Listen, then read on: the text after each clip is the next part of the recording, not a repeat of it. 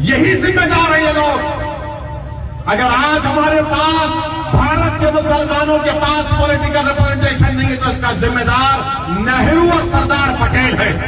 मैं जानता हूं कि मीडिया इसको उछालेगा, मगर चैलेंज के साथ कह रहा हूं, कॉन्स्टिट्यूंट असेंबली के डिबेट से किस तरीके से इनको धोखा दिया गया।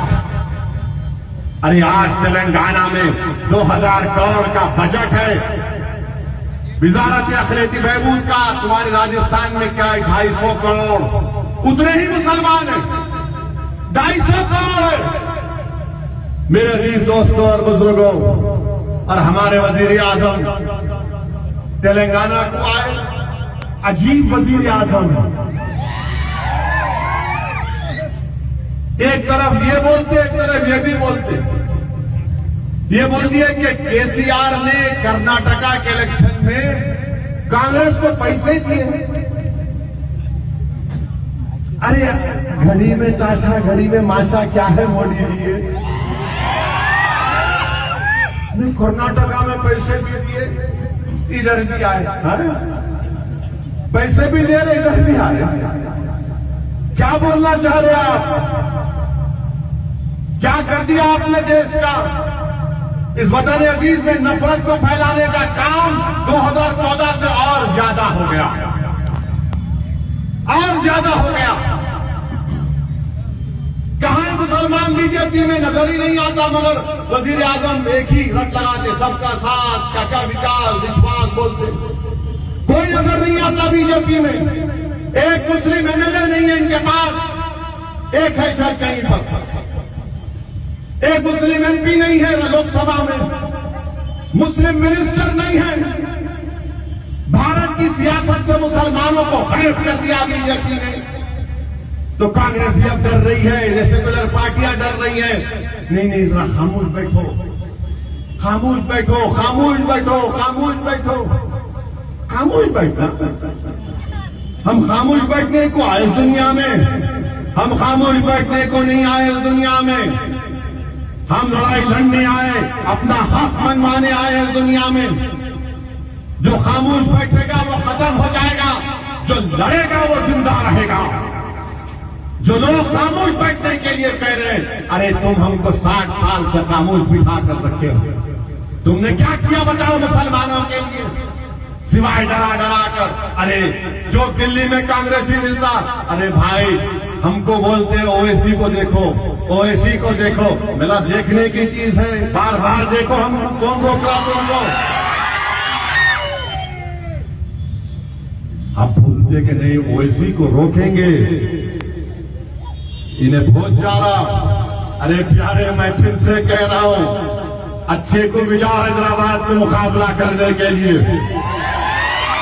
तुम्हारा प्यारा अगर तैयार नहीं है तो किसी और को तैयार करो, मगर याद रखो असेंबली के इलेक्शन में इंशाअल्लाह ताला मजलिस ने जो पॉलिसी और फैसला लिया है, तेलंगाना की आवाम अल्लाह के फजलो करम से उसकी तारीफ करेगी और मजलिस उसमें कामयाब होगी। मैं पूरी इत्मीनान और एतमाद के साथ कह रहा हूं कि मजलिस जहां से अपने एमएलए के कैंडिडेट खड़ा करेगी, वहां से मजलिस के एमएलए कामयाब होंगे। और मुझे यकीन है कि इंशाअल्लाह ताला मजलिस के एमएलए की कामयाबी के साथ साथ तेलंगाना का चीफ मिनिस्टर मामू बनेंगे जो तीसरी मर्तबा। आप देखना ये बात, कांग्रेस का रिकॉर्ड उठाकर देख लो, फसादात होते थे हैदराबाद में। इनके जाति झगड़े इतने हैं कि फसाद कराते थे ये लोग। हमको हैदराबाद को बचाना है, हमारे मासूम बच्चों को हम क्या मुस्तकबिल देंगे, इसको देखकर आपको फैसला लेना है। मेरे अजीज दोस्तों और बुजुर्गों, मजलिस इत्तेहादुल मुस्लिमीन इन बातिल तूफानों में चिराग है। मजलिस इत्तेहादुल मुस्लिमीन इन जालिमों के खिलाफ एक चट्टान है। मजलिस इत्तेहादुल मुस्लिमीन इन ताकतवर जालिमों के खिलाफ एक सियासी आवाज आपकी है। इसीलिए मेरी आपसे गुजारिश है कि मजलिस इत्तेहादुल मुस्लिमीन को आपके बुजुर्गों ने, हमने अपनी कुर्बानियों से मजबूत किया है।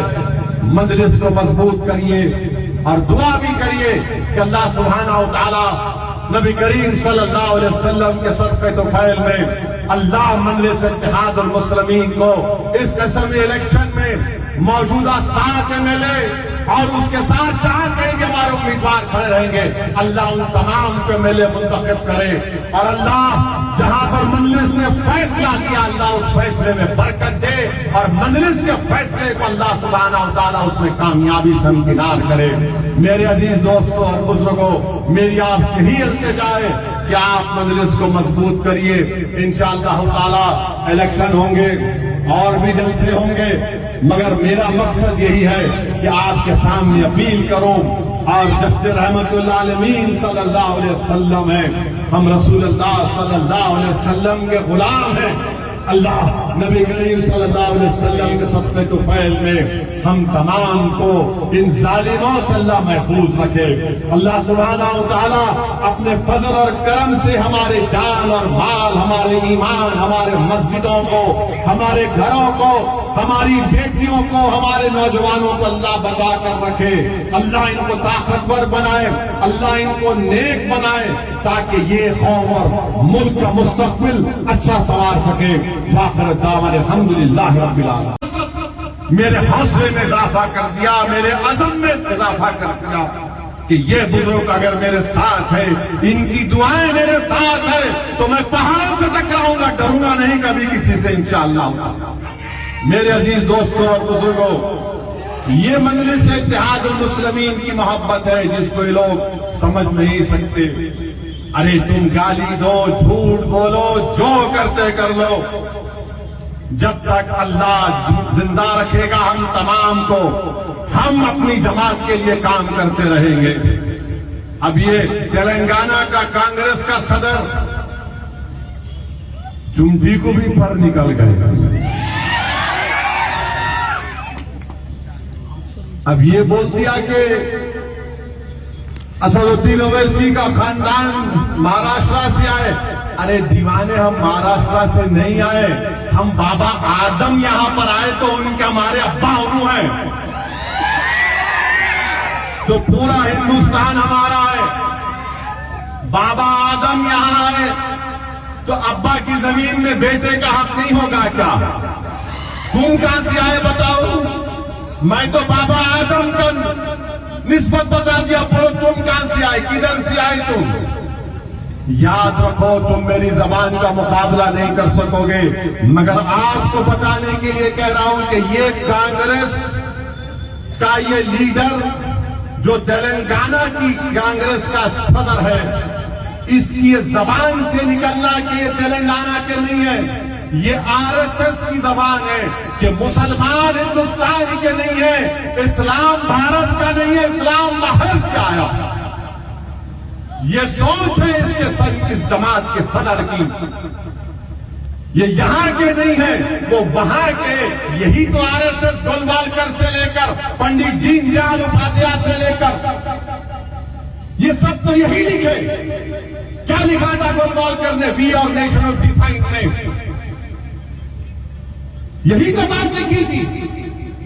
आरएसएस के सर संचालक के बयानात पढ़ लो आप, पिछले 40 साल 50 साल पुराने, वो ये कहते कि मुसलमान इस्लाम इस मुल्क का नहीं है, बाहर से आए, तो वही जबान में ये कह रहा है कबूतर।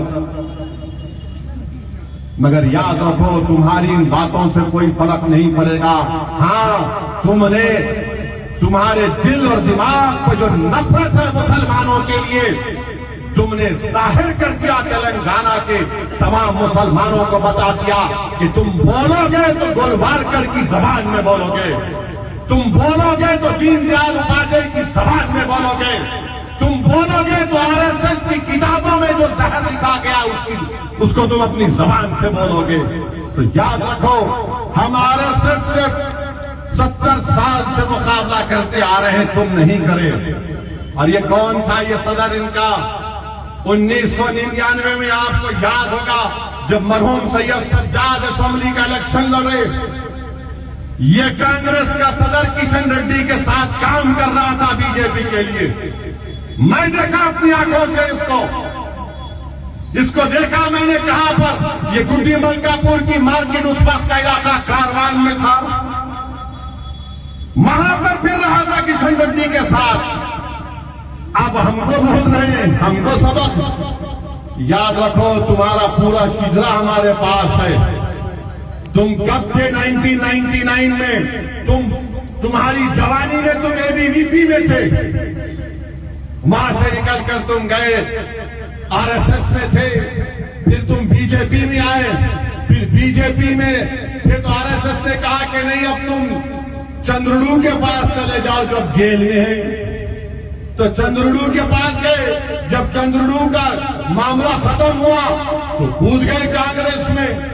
तो कांग्रेस ऐसे लोगों को लेती है जो आरएसएस की जबान में बोलते हैं। तो मेरे अजीज दोस्तों और बुजुर्गों, मेरी आपसे ही गुजारिश है कि मजलिस इत्तेहाद और मुस्लिमीन को मजबूत रखिए।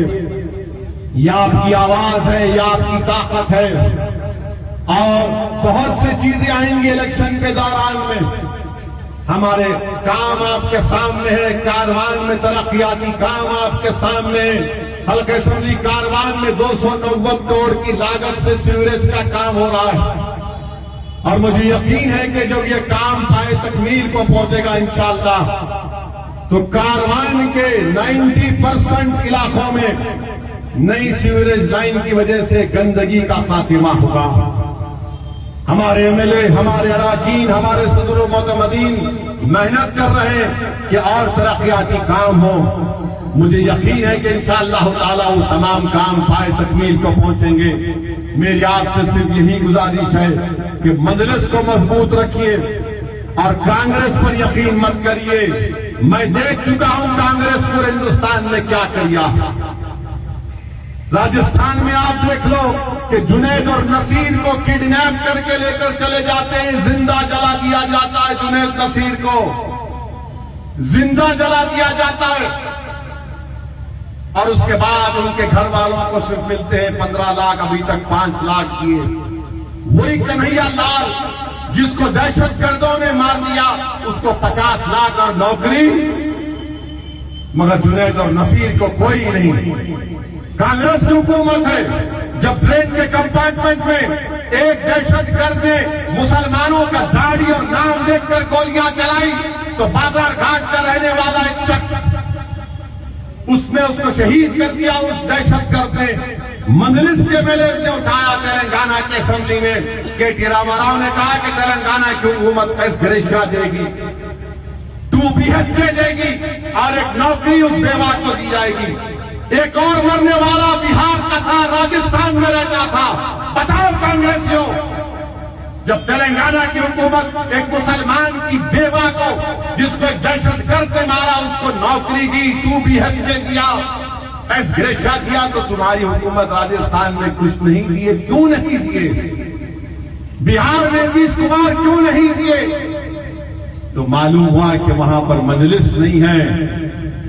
ये यही चाहती है कि हमको डराया जाए, मुसलमानों को डराया जाए, डरा करो हासिल किया जाए। कर्नाटका की मिसाल देना गलत है।